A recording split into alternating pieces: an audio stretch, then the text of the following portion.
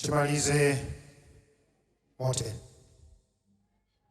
Nthawi zina madalitso timakhala nawo kuchokera kwa Mulungu osati pa zimene Iye watipatsa, komano pa zimene Iye watenga. Ena ife takhala adindo okhulupirika ku nyumba chifukwa chakuti kholo lathu linapita. Chipanda kholo kupita, bwezi ena aife titalowerera. Ena aife business yathu yaenda bwino, kapena kuti ikuyenda bwino chifukwa chakuti ntchito adatichotsa. Munjira ina, nthawi zonse pa zimene ife tazitaya sikuti Mulungu watitaya, amakhala ali nafe. Kwatsala nyimbo ziwiri zimene adatiimbire a Advent Hope. Ndimati ndikuthokozeni kuti angakhale tinayamba mochedwa, takhala tili limodzi, mwakhala audience yabwino.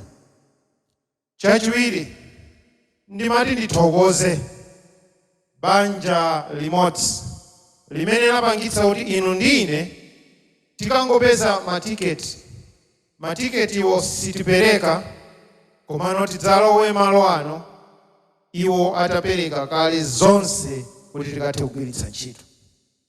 Banja la Mpinganjira ndi limodzi limene lachita kwakukulu kuti ife tikathe kukumana malo ano.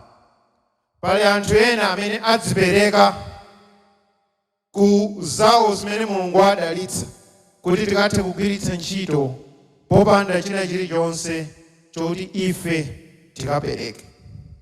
Asanatiimbire nyimbo zotsiriza a Advent Hope Ministries, Mr. Mpinganjira, bwerani mutilankhule. Ndilankhula m'Chizungu.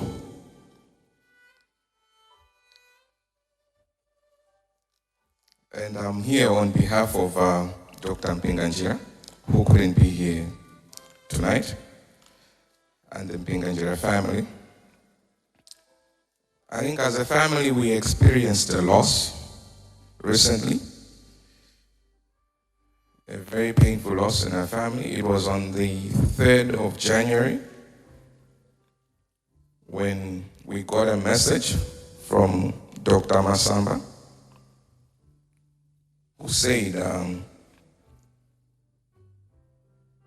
it's unlikely that your mother will make it. On the 4th of January,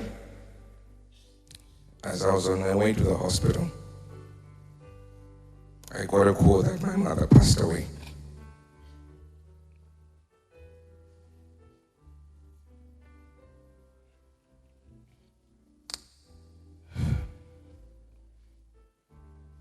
It's been a tough time.